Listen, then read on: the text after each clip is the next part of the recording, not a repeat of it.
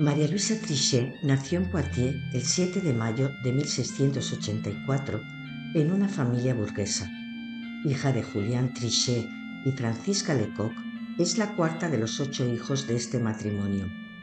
Su padre, un hombre amable, bueno y honesto, ejercía la profesión de procurador en el Tribunal Presidencial de Poitiers. Su madre, una mujer enérgica y sólida, era hija de un maestro tintorero. Era una niña tranquila y discreta que creció en un hogar donde se vivía bien, en una pobreza dorada, porque la competencia era feroz dentro de la nobleza de la toga. Era espontáneamente piadosa.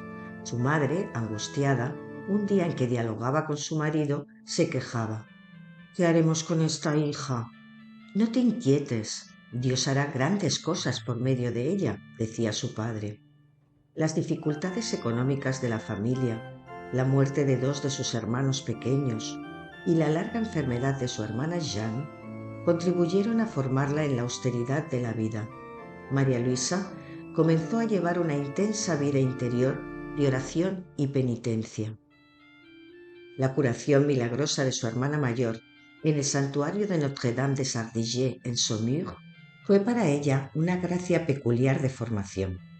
Su amor y gratitud al Señor y a su madre no hicieron más que crecer.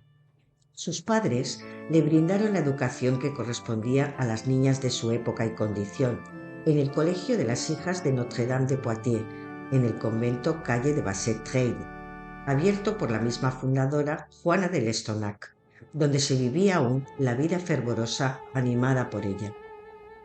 Aprendió lectura, escritura, cálculo, a escribir con buena ortografía, a coser, a leer contratos y cualquier cosa que pudiera ser de utilidad a una joven de buena condición. El tiempo iba pasando. María Luisa compartía con su hermana Elizabeth y sus hermanos Alexis el gusto por la oración y no dudaba en acudir a las misas matutinas de la Catedral de San Pedro. Su amor por los pobres la condujo a los tristes barrios marginales o a las cuevas de los suburbios, donde familias enteras vivían en la miseria y la enfermedad. María Luisa les dedicaba su tiempo y su ternura.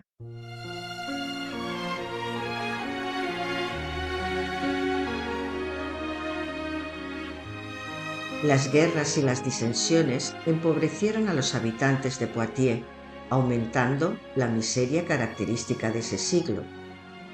Una de las medidas que adoptó el Estado por edicto real fue la creación de refugios para acoger a los desafortunados. Cuando Luis Grignon de Montfort llegó a Poitiers por primera vez, María Luisa tenía 17 años. Su anhelo de consagrarse totalmente a Dios había nacido muy pronto en ella y se tornaba cada vez más profundo. En sus conversaciones con sus hermanos Alexis e Isabel, el entusiasmo por las cosas de Dios se acrecentaba más y más. Cierto día, al regresar a casa, Isabel expresó a María Luisa su admiración por la predicación del sacerdote Grignon, exclamando entusiasmada: «Si supieras qué sermón tan hermoso he escuchado, el predicador es un santo». «¿Quién es?», pregunta María Luisa, cuyo corazón no le cabía dentro de la emoción, presintiendo que había llegado para ella la hora de Dios. No necesitó más detalles. Madrugó como de costumbre para ir a misa, se dirigió a la capilla del hospital, donde efectivamente celebraba un sacerdote joven que a sus 27 años ya estaba dando que hablar por su pobreza, su humildad, su piedad, su consejo prudente, su afecto a los pobres y pequeños y su tierno afecto a Nuestra Señora. Frente al confesionario había una larga fila. María Luisa esperaba paciente, hilaba sus ideas y se disponía a abrir de par en par su alma con todos sus anhelos. Inició el encuentro con la confidencia de sus deseos. «Quiero...». De pronto, el confesor, Luis Grignon de Montfort, la interrumpió preguntando: «¿Quién te ha enviado a mí?». «Padre, ha sido mi hermana». «No, hija mía, no ha sido tu hermana, ha sido la Santísima Virgen». Para María Luisa, esa fue la respuesta de Dios. Con este sencillo episodio se inició una etapa nueva en la vida de la joven de 17 años. y también, por supuesto, en la de su confesor y gran amigo a partir de esa fecha. Dos seres excepcionales inmersos en la búsqueda del absoluto de Dios que compartirían toda su vida. María Luisa iba cada vez más a menudo al hospital, donde el padre de Montfort le confiaba algunas responsabilidades. En sus coloquios, ella le comentaba las pequeñas aventuras de cada día en su servicio de voluntaria entre los pobres y enfermos, así como el acrecentamiento de su ardor por ser toda de Dios y su deseo de ser religiosa. Esperaba del padre de Montfort que la recomendara para entrar en un convento. El confesor le respondía con evasivas, no porque no la viera capaz o porque desconfiara de sus disposiciones, sino porque pensaba también en sus propios planes. Así que se contentaba con decirle, serás religiosa, hija mía, serás religiosa, y la dejaba que continuara con su vida. María Luisa continuó acudiendo al hospital, donde alegraba a los pobres con su juventud y su dulce sonrisa, pero eso no colmaba su anhelo de ser religiosa. Entonces, durante un periodo en que el padre de Montfort tuvo que ir a París, se decidió a hacer ella misma una petición de admisión en el convento de las canonesas de San Agustín de Châtellerault. Vestida con el áspero hábito de las novicias, María Luisa, con sus delicadas manos, desempeñaba labores extremadamente fatigantes. Cayó enferma tras algunas semanas y su madre fue a buscarla para llevarla de nuevo a casa. Al volver de París, el padre de Montfort puso en marcha una pequeña comunidad a la que llamó Sabiduría, formada por mujeres pobres, físicamente limitadas, pero llenas de rectitud y de virtud, y al frente de todas puso una ciega. Había establecido una regla sencilla basada en la oración y la práctica del Evangelio. Fue todo un gesto original de sabiduría evangélica que tendrá grandes consecuencias en la vida de María Luisa y en la congregación, cuya cofundadora sería ella.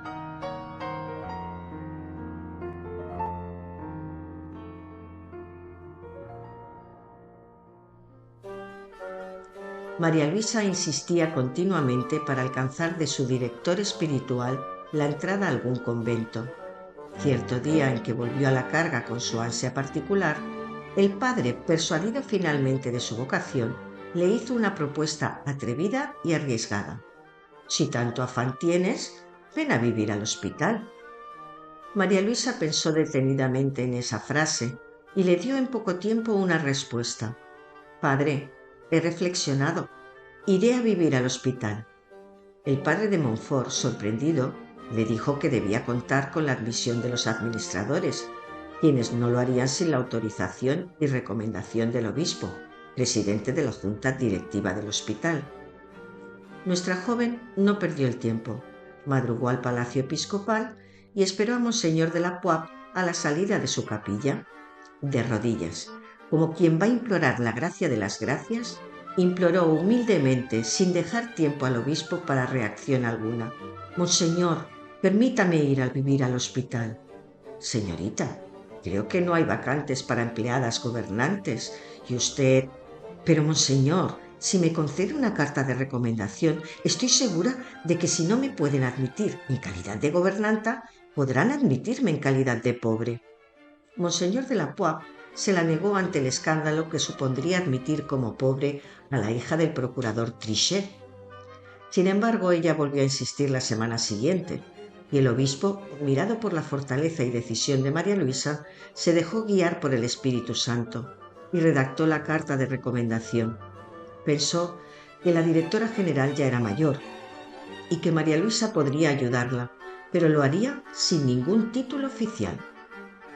María Luisa llevó la buena noticia al padre de Montfort, que de lejos contemplaba la batalla de su discípula y oró por ella para que no desfalleciera en el combate.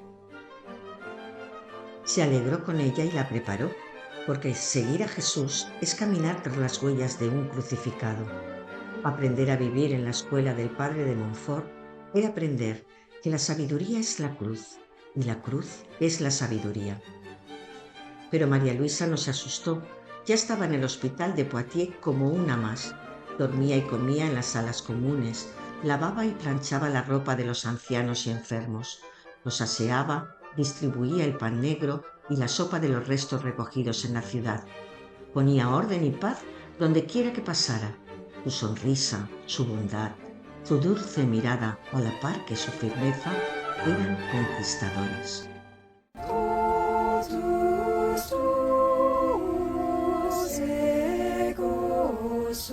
La joven hermosa, delicada, de modales finos, entró en el pequeño grupo de la sabiduría, no como superiora, sino en el último lugar, como quería el padre de Montfort, quien la formaba cada vez más sólidamente con vistas al futuro que tenía pensado para ella.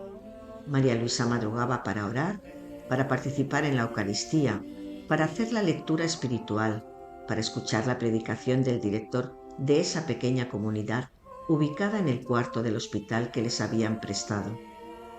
El reglamento, escrito en una gran cruz de madera, hecha por el mismo padre de Montfort, contenía un ideario evangélico que María Luisa imprimió de tal modo en su corazón que haría de ella su regla de vida y la dejaría en herencia a su futura congregación. Es la famosa Cruz de Poitiers, cariñosamente guardada en la Casa General de las Hermanas en Saint-Laurent. Al cabo de unos días, el padre de Montfort le propuso cambiar sus ropas habituales propias de su condición por un hábito sencillo. María Luisa comprendió inmediatamente que se trataba de un traje religioso. Pidió antes permiso a su madre, quien, pensando que se trataría de una prenda sencilla y de corte sobrio, cedió. Pero el padre de Montfort quiso comprar un hábito de paño gris ceniza, parecido al que se utilizaba para la ropa de los pobres, con un tocado blanco, un delantal cuya pieza le llegaba hasta el pecho y un crucifijo. Sobre el costado, un rosario de grano grueso. María Luisa ese día añadió a su nombre el de Jesús. Se llamaría Sor María Luisa de Jesús. El 2 de febrero de 1703, el padre de Montfort le dio el hábito que llevaría todas las generaciones de hijas de la sabiduría hasta 1965, cuando acataron la nueva normativa del Vaticano II. El cambio de vestido fue de un impacto profundo para la protagonista y para su familia, especialmente para su madre, y una linda oportunidad para que la gran ciudad gozara de un espectáculo. Enviada por el confesor a dar una vuelta por una Poitiers llena de curiosos en las ventanas y en las esquinas, María Luisa lució modesta el hábito de los pobres, el tosco sayal que le recordaba su seguimiento de Cristo. Los que la contemplaron no salían de la sorpresa y gritaban desconcertados: «La señorita Trichet se ha vuelto loca». Y tenían razón, porque efectivamente el amor la había enloquecido con la locura sabia de la cruz, con la locura del Evangelio.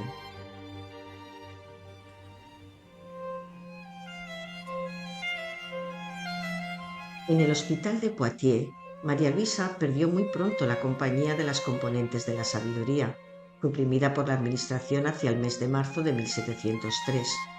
Por otro lado, la situación de Luis María en el hospital era complicada. Las normas que se imponían para el buen funcionamiento del mismo provocaron antipatías injustificadas que, sumadas a los prejuicios de su obispo, dieron lugar a que se tuviera que ausentar de Poitiers, primero por unos meses en 1703 y luego de forma definitiva en 1705. Antes de irse, le dijo a María Luisa: «Hija mía, no salgas de esta casa durante 10 años. Una vez que el Instituto de las Hijas de la Sabiduría culmine, Dios estará satisfecho y sus planes para ti se cumplirán. Serás religiosa». María Luisa permaneció en el hospital, compartiendo fielmente la difícil situación de los pobres. Sola, ahora que el padre de Montfort había partido, como si estuviera abandonada, viviría el Dios solo, tan querido por Luis María. 10 años en el hospital en los que haría maravillas. Viva, silenciosa, dueña de sí misma, se prodigó por completo. La buena marcha, el orden y la limpieza reinantes, las mejoras introducidas en la alimentación, ropería y farmacia, despertaban envidias. Durante el terrible invierno de 1709, cuando los vagabundos, acosados por el frío y el hambre, se presentaron en la puerta del hospital y la reserva se agotaba, se la oye murmurar: «Cómo me gustaría ser una tela para vestirlos a todos». Las antiguas gobernantas, que gustaban ganar bien y trabajar poco, tramaron injustas acusaciones, pero la junta del hospital creía los hechos que veía, y no solo se hizo sorda a las quejas envidiosas, sino que nombraron a María Luisa ecónoma de la institución y se felicitaron de constatar la transformación que había hecho en un lugar donde aumentaban los pobres, disminuían las ayudas y faltaban los recursos humanos y económicos. Misionero en la diócesis de La Rochelle, donde era muy apreciado por el obispo, Monseñor de Chanfleur, y la ciudadanía, el padre de Montfort se comunicaba poco con María Luisa para no perjudicarla, aunque pensaba en ella y en los designios de la providencia sobre el proyecto de la fundación. Pero no había nada decidido y ella ansiaba ser religiosa. Estaba cerca de cumplir los 30 años y proyectó entrar en las Hijas de la Caridad de San Vicente de Paúl para continuar ocupándose de los pobres. Al conocer sus intenciones en el hospital, cundió el pánico y Monseñor intervino para impedírselo. Más tarde, intentó ingresar en las Hermanas del Calvario y en el Carmelo, pero las prioras se lo denegaron. A principios de septiembre de 1713, Catalina Brunet, una muchacha mayor que María Luisa, abnegada y buena trabajadora en el hospital de Poitiers, decidió también vestir el hábito ceniza y caminar de la mano con la joven que la edificaba y le mostraba una solución a su búsqueda. A partir de entonces sería su principal colaboradora. En 1715, el padre de Montfort sabía que las dos hacían el bien en Poitiers, pero guiado por el Espíritu, escribió a María Luisa para transmitirle una orden del cielo: «Sal de Poitiers y ven a La Rochelle. Aquí las escuelas gratuitas no tienen maestras». Esta orden fue interceptada, no se sabe cómo, en una ocasión, pero un año más tarde se la reiteró. Dejar el hospital, donde durante casi 10 años había trabajado al servicio de los pobres, y en el momento en que este trabajo empezaba a dar sus frutos, dejar a los pobres a quienes quería de todo corazón, a unos enfermos a quienes ya sabe curar, para convertirse en improvisada educadora. Una lucha interior que pasaba por la obediencia, el desapego, la disponibilidad. Este movimiento de escucha de las llamadas del espíritu y atención a los acontecimientos marcará todas las iniciativas de María Luisa a partir de entonces. Para responder a la orden del fundador, Sor María Luisa tuvo que afrontar nuevas y pesadas dificultades. Su madre, los administradores del hospital y hasta el obispo intentaron retenerla por todos los medios. María Luisa oraba, pedía consejo al confesor de Poitiers y buscaba caminos de salida. Si era la voluntad de Dios, Él se encargaría de abrirle las puertas de la obediencia. No se sabe qué razones dio, pero finalmente logró que no se opusieran a su partida. La despedida fue muy dura. Catalina tuvo que arrancarla por la fuerza de los brazos de su madre. La partida tuvo lugar el 23 de marzo de 1715. Una orden al cochero, un latigazo al caballo, y la diligencia se deslizó veloz, dejando atrás un inmenso vacío y amargas lágrimas de los suyos, de los compañeros de trabajo y sobre todo de sus pobres, dejados nuevamente al desamparo. Nadie que pone la mano en el arado y mira hacia atrás es apto para el reino de Dios. Estas palabras de la Escritura volvieron a despertar su decisión de ser toda de Dios, de encarnar el amor de la sabiduría en medio de los más pobres. Y enjugando las lágrimas de su rostro fatigado por la lucha sostenida, volvió a levantar la mirada y a sonreír a la utopía de ser, en medio del mundo, la revelación del amor de Jesús sabiduría por la humanidad afligida.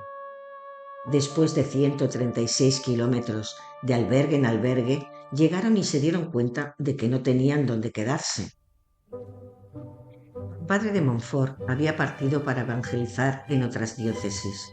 La fundación comenzaba bajo el signo de la sabiduría de los pobres, a la sombra de la cruz. encontraron un alojamiento provisional. El gozo y palabras de ánimo a las hermanas salieron al encuentro con el fundador en el Petit Plessis. En el coloquio que tuvieron con él, el padre proclamó oficialmente a María Luisa como superiora durante al menos 3 años de la comunidad de las hijas de la sabiduría para la instrucción de los niños y el cuidado de los pobres, recomendándole que fuera a la vez firme y caritativa. El padre de Montfort apoyó a María Luisa en su papel de superiora. Mira, hija mía, mira esa gallina con sus polluelos bajo las alas, con qué esmero los cuida, con qué cariño los quiere. Pues así debes hacer y comportarte con todas las jóvenes de las que en adelante serás la madre. La escuela abrió a mediados de mayo de 1715. Fue una improvisación increíble. No había ni pupitres, ni pizarras, ni cuadernos.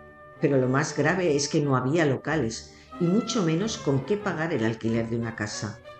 Confiada en la providencia, María Luisa empezó a organizar como mejor pudo a las alumnas y se mantuvo fiel a la consigna del padre de Montfort, todo con entera gratuidad.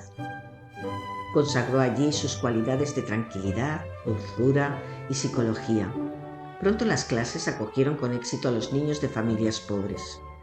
El padre de Montfort estaba feliz cuando escuchaba alabar la disciplina, la enseñanza y la piedad de las hermanas. Su gozo llegó al colmo cuando oyó decir a las niñas: «Estudiamos donde las hijas de la sabiduría».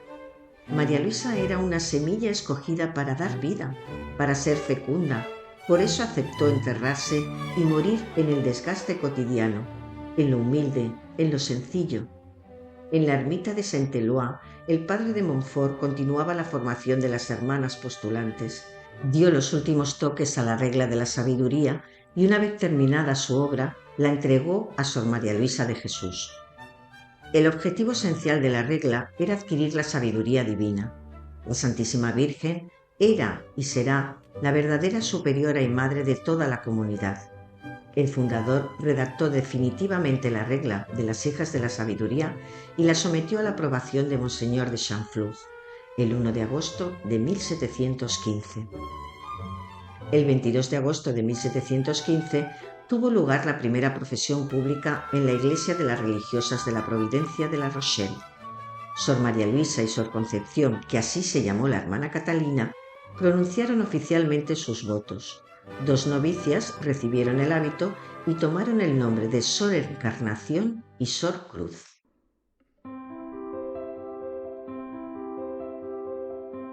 Lejos de Poitiers, se enteró de la muerte de su padre, de la enfermedad de su madre y de la prematura e inesperada marcha definitiva de su fundador, de su padre espiritual, de su gran amigo, el misionero padre de Montfort, que murió en plena misión a los 43 años de edad en Saint-Laurent-sur-Sèvre. Entonces sí que era el momento de vivir la divisa que amaba: Dios solo. La fundación quedó en sus manos. A ella le correspondía hacer crecer, florecer y dar fruto al árbol sembrado por el padre de Montfort, sobre un carisma y una espiritualidad de sabiduría, según la regla que le entregó el día de sus votos. Era la hora de la fortaleza, del temple, de la fe y de la esperanza. María Luisa, como buena discípula del padre de Montfort, se ancló a la cruz de la sabiduría crucificada. Fuertemente asida a la mano de la Virgen María, afrontó las múltiples dificultades con las que se encontró.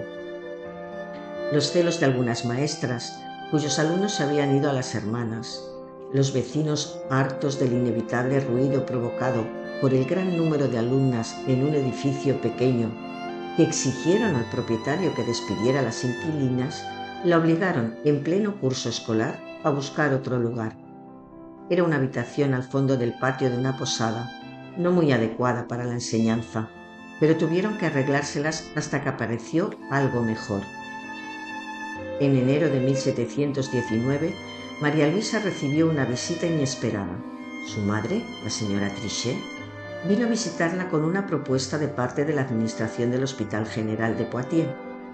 Reinaba un gran desorden en los servicios del hospital y necesitaban que volviera.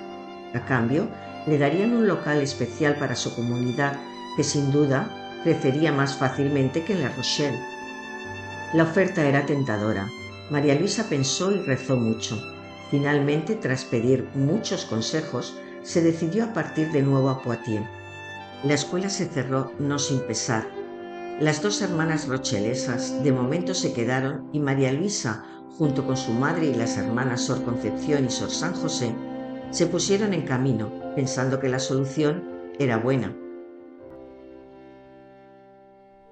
En el hospital vieron con alegría el regreso de la buena madre, especialmente los pacientes, pero una dura prueba esperaba a Sor María Luisa. Había sacrificado las escuelas florecientes de La Rochelle con la finalidad de establecer una casa de formación para candidatas que quisieran entrar, pero las condiciones que pusieron los administradores del hospital no respondían a esa finalidad y resultaban inaceptables. Querían el derecho a nombrar ellos mismos a la superiora y también la mitad de las dotes de las futuras novicias, algo que no habían expresado en la oferta verbal transmitida por la señora Trichet. El proyecto de establecer la casa madre de la congregación fallaba. María Luisa rechazó el contrato, aceptó una situación provisional y comenzó a buscar una señal de la providencia. ¿Qué pudo sostenerla en esos momentos y en los difíciles años que siguieron? Con la claridad en su ideal, María Luisa se aferraba a las palabras proféticas del padre de Montfort, quien le aseguró que estaría enfrente de una congregación dedicada a la sabiduría eterna y encarnada. La muerte del fundador fue un viento favorable que la impulsó a buscar, aceptar y formar jóvenes del mismo temple para multiplicar el servicio a los pobres. Pacientemente esperó que Dios le mostrara el camino. Un día fue a rezar a María, Reina de los Corazones, en la pequeña capilla de Montparnasse, en Poitiers. Allí se encontró a Jacques Boudot, el tejedor al que Montfort había confiado la oración diaria del rosario, y compartió con él sus preocupaciones. Jacques Boudot la dirigió a una piadosa y generosa bienhechora, Madame de Bouillé, que una vez fue atendida por el mismo Montfort. Vive cerca de Saint-Laurent y a menudo va a rezar a su tumba. Quiere mucho al padre de Montfort. Sin duda, le ayudará a establecer su congregación. María Luisa comprendió inmediatamente que era la respuesta del Señor a su ardiente plegaria. Saint-Laurent, ¿no sería el lugar ideal para establecer la congregación de la sabiduría? Tan pronto como volvió a su habitación, escribió una carta a Madame de Bouillé, exponiéndole su idea. La joven viuda respondió inmediatamente. Le gustaba la idea y estaba encantada de trabajar en uno de los proyectos del padre de Montfort. Enseguida fue a Poitiers. En secreto, las dos aliadas hacían planes. En primer lugar, debían obtener el consentimiento del obispo. Madame de Bouillé hizo todo lo posible, sin éxito. Volvió a su casa para pedir ayuda a un tío suyo, el marqués de Mañán, que era devoto de la causa del padre de Montfort, como ella, y gozaba de gran estima entre las autoridades eclesiásticas. Monseñor de la Poivre se dejó convencer hasta tal punto que llegó a decir que veía el dedo de Dios en el proyecto previsto.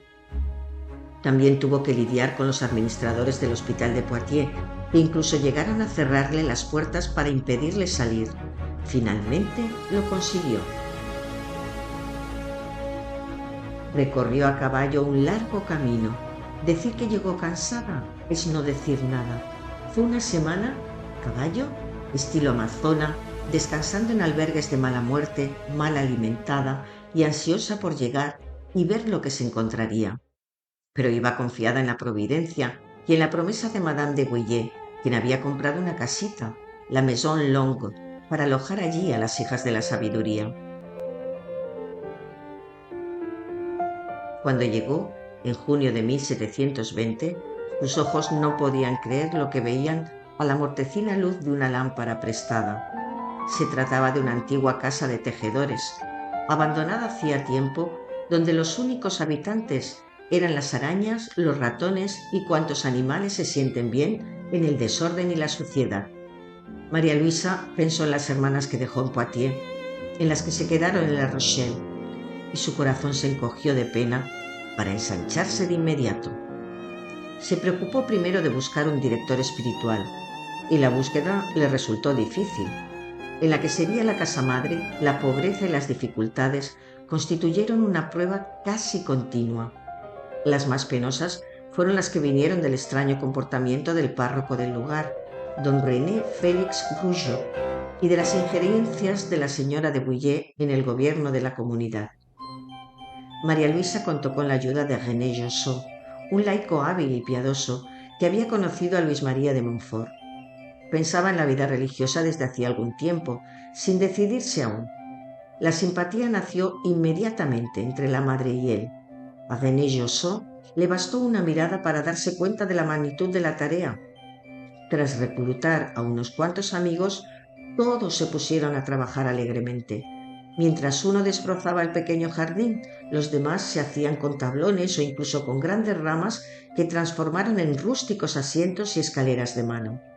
René Jossot trajo algo de ropa de casa y fue a mendigar por el pueblo algunos artículos de primera necesidad para el hogar. Las pobres camas quedaron consolidadas, la casa limpia de arriba abajo. El olor a limpio sustituyó al del moho y pronto se convirtió en el hombre de confianza de la comunidad. Apoyaría la misión de las hijas de la sabiduría toda su vida. También contó con un joven sacerdote de 32 años, Jacques Levallois, que también había conocido al padre de Montfort en París. Jacques Levallois, pasado un tiempo, ingresaría en los misioneros montfortianos, permanecerá en Saint-Laurent como guía espiritual de la pequeña comunidad de las hermanas.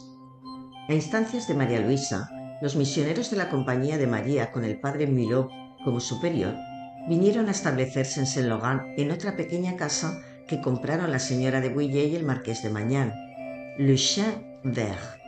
María Luisa solicitó al obispo que uno de los misioneros se convirtiera en superior general de las hijas de la sabiduría para respetar la voluntad del padre de Montfort, y es así como la pequeña compañía de misioneros montfortianos, tan anhelada por el padre de Montfort, nació realmente en su tumba, en Saint-Laurent. La actitud de María Luisa atraía y contagiaba. Las vocaciones empezaron a fluir numerosas y fervientes, mujeres de acción y contemplación, como las necesitaba y las necesita el mundo. La casa se hizo pequeña y hubo que intercambiarla con la de los misioneros montfortianos, más grande y espaciosa.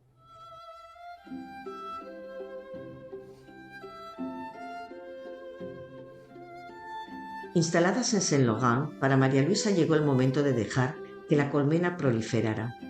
Había fundamentado pacientemente el edificio, cuidando la sólida formación personal, comunitaria y espiritual de las hermanas, siempre atenta a que cada una de ellas adquiriera competencias profesionales en la escuela, en la farmacia, con los enfermos. Se preocupó especialmente de enseñarles el servicio de la manera en que Luis María de Montfort lo había vivido. Hasta 1748 se ocupó personalmente de las fundaciones y fundó 36 en el oeste de Francia. Su deseo constante era responder a las necesidades sociales de su tiempo, siempre al servicio de los más pobres, en los que contemplaba a Cristo sabiduría. Y cuando tuvo que renunciar a viajar, prosiguió fundando por medio de sus hijas, interesándose por los menores detalles. Ella aceptaba, estudiaba, organizaba las fundaciones, siempre de acuerdo y en colaboración con el superior general. En las fundaciones realizadas personalmente, Sor María Luisa permanecía el tiempo suficiente, a veces prolongado, para organizar y trabajar como si tuviera que permanecer allí para siempre.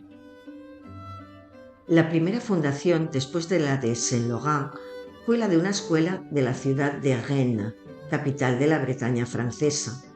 La casa la había adquirido el marqués de Magnan para ellas, con la idea de abrir escuelas de caridad. Cuando María Luisa se trasladó a Rennes, la casa estaba en muy mal estado, pero Sor María Luisa de Jesús, ya acostumbrada a vivir en ese tipo de casas pobres, se armó de valor y se puso manos a la obra. Esta fundación no dejó de crecer desde sus inicios. El superior del Gran Seminario de Rennes, el padre Vanier, proyectó que allí se educaran 33 pequeñas huérfanas por caridad, en honor de los 33 años de nuestro Señor Jesucristo. Confió el cuidado y la educación de estas niñas a las hijas de la sabiduría, contando, para su mantenimiento y alimentación, con la divina providencia, que efectivamente nunca les falló, pues personas de caridad de la ciudad contribuyeron a esta buena obra. La sierva de Dios se encontraba en La Rochelle, a donde había ido para lograr el regreso a la unidad de las burguinesas, las hermanas que a su partida para Poitiers en 1719 no la habían querido seguir y amenazaban con crear una especie de cisma. A todas las ganó con la dulzura.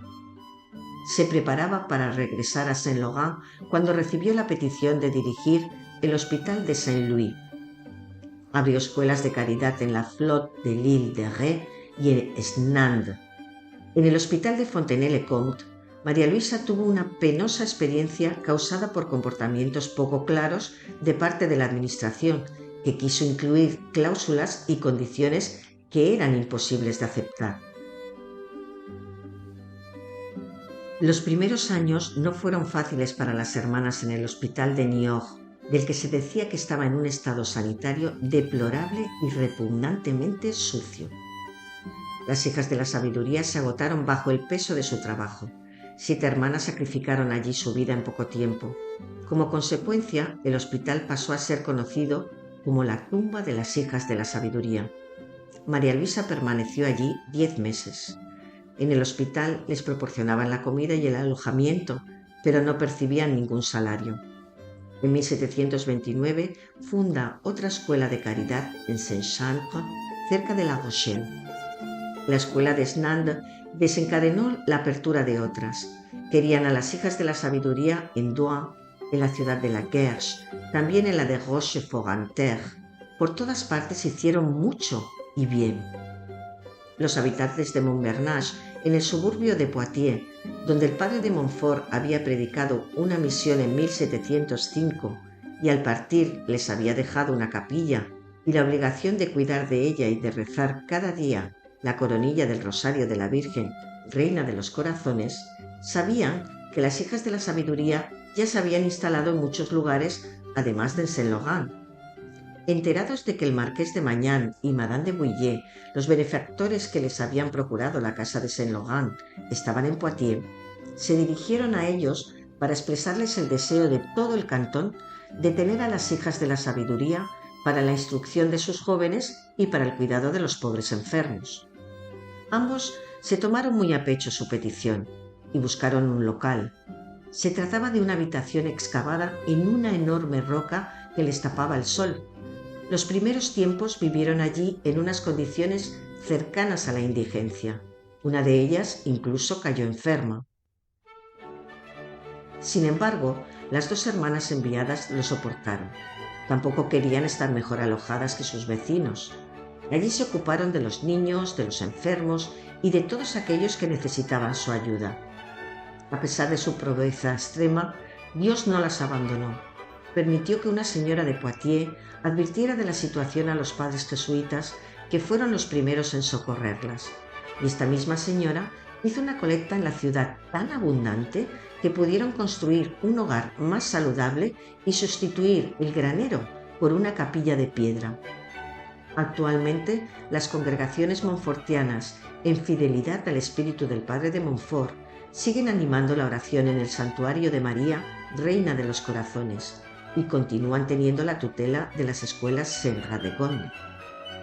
Dios, que vio en esta mujer un espíritu recto y un corazón bien dispuesto a buscar solo su gloria en todo, le proporcionó en este mismo año un amplio campo para su celo.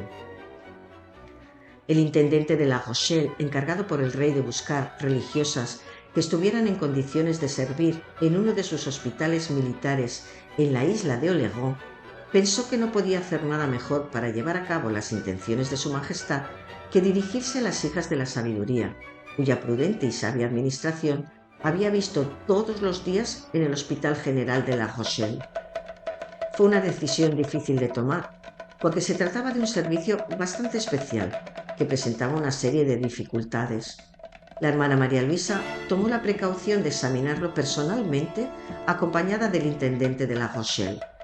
Al tratarse de un hospital real, esperaba encontrarlo en una situación favorable, pero tenía una deuda de 1.500 libras, los almacenes sin provisiones y la botica sin remedios. La hermana reflexionó, meditó y finalmente aceptó e hizo venir a 7 hermanas particularmente competentes. Las hermanas se repartieron los trabajos y pusieron todo en orden. Una de las hermanas era una hábil farmacéutica que organizó la farmacia y la abasteció de todo tipo de los más específicos y mejores remedios, de modo que atrajo la admiración de toda la isla, y su farmacia fue considerada una de las mejores del reino.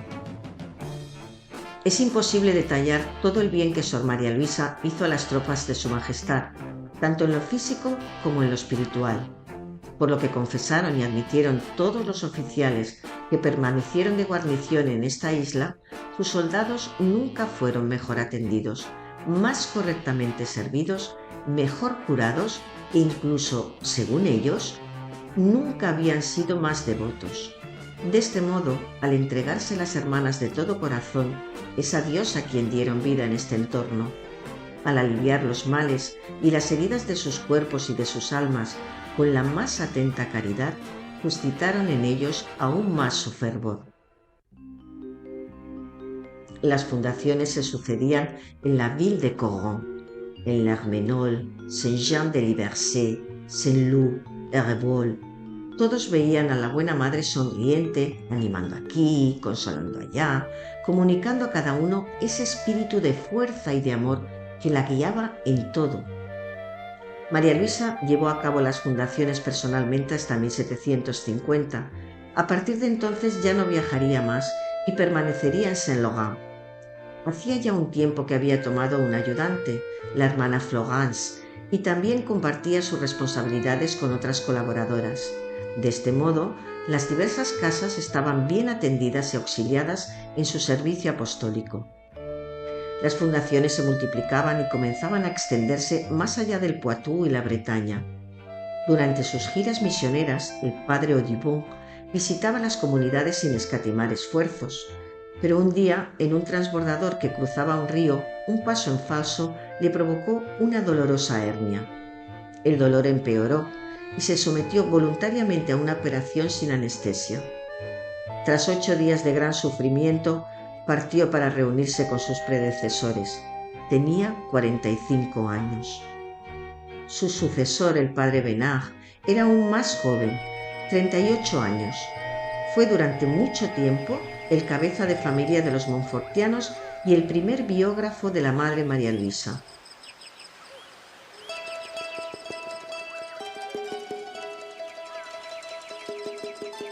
La querida buena madre envejecía dulcemente, rodeada del afecto respetuoso de todas sus hijas.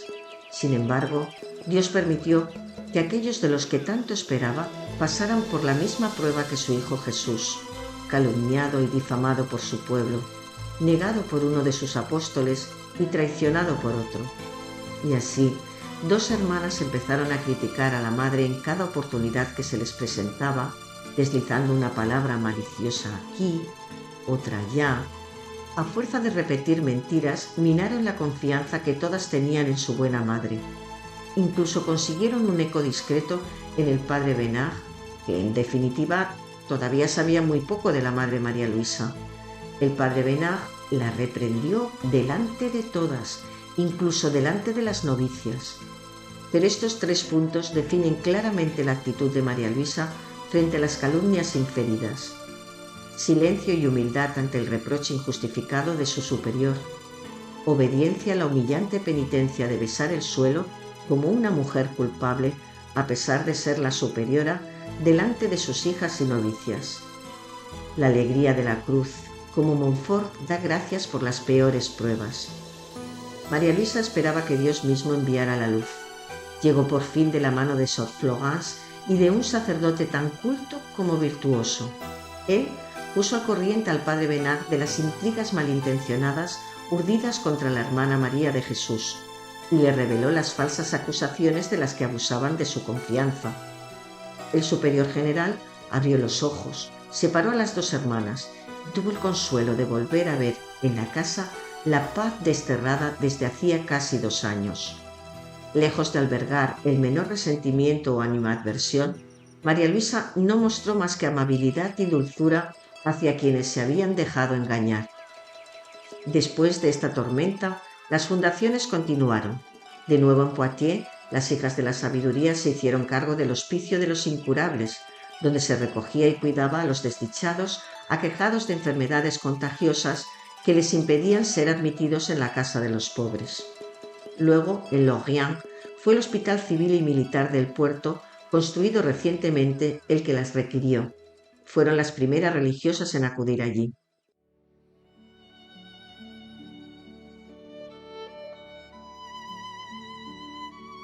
En diciembre de 1758, al tropezar con un obstáculo dejado en un pasillo, sufrió una fuerte caída y se dislocó el hombro. El médico tardó 2 horas en volver a colocar la articulación en su sitio. Durante 50 días, el brazo y su hombro estuvieron inmovilizados por un doloroso vendaje. Lejos de quejarse, aceptó el calvario con su sonrisa habitual, lamentando únicamente no poder trabajar. Estaba muy cansada por el accidente y quienes la rodeaban se dieron cuenta de que pensaba cada vez más en reunirse con el Señor, con quien mantenía largas conversaciones. En abril de 1759, cuando salía de la oración de la tarde, de repente sintió escalofríos y un violento dolor en un costado. «Es el golpe de la muerte», dijo inmediatamente a Sor Florence. Tenía mucha fiebre y tuvo que guardar cama. Ya sabía que Dios la llamaba y se preparaba para la gran partida. Dictó un testamento en el que resumía lo que consideraba más importante para el instituto. «Me siento en la obligación de recomendar a todas las hermanas presentes y a las futuras que no se aparten nunca del espíritu primitivo de nuestro santo fundador, que es un espíritu de humildad, de pobreza, de desprendimiento, de caridad y de unión de unas con otras». El 27 de abril recibió con fe la extremaunción. Al día siguiente, viendo que se acercaba el final, el padre Benard le pidió que bendijera a todas sus hijas, presentes, ausentes y futuras. El 28 de abril se le oyó repetir varias veces el Magnificat, la Salve Regina y el Regina Coeli. Al final murmuró: «Aleluya, aleluya». Llegó la noche. Con el crucifijo en la mano, pronunció: «Señor mío y Dios mío». Fueron sus últimas palabras. La Madre María Luisa de Jesús murió en el mismo lugar, el mismo mes, el mismo día, a la misma hora que el fundador de la congregación, Luis María Griñón de Montfort, 43 años antes. María Luisa de Jesús tenía 75 años menos 6 días. Había vivido cerca de 60 años en especial servicio a Dios y al prójimo. Fue sepultada en la iglesia parroquial junto a la tumba del fundador. El 16 de mayo de 1993, María Luisa de Jesús fue beatificada por el Papa Juan Pablo II. Una mujer fascinada por los encantos de la sabiduría divina, eterna, encarnada, crucificada y gloriosa. Una mujer que no pudo nunca decir no a las urgencias de los pobres desde que se hizo toda de Dios. Una mujer que nos hace cuestionarnos nuestra actitud cuando contemplamos el sufrimiento de los demás en nuestro mundo actual.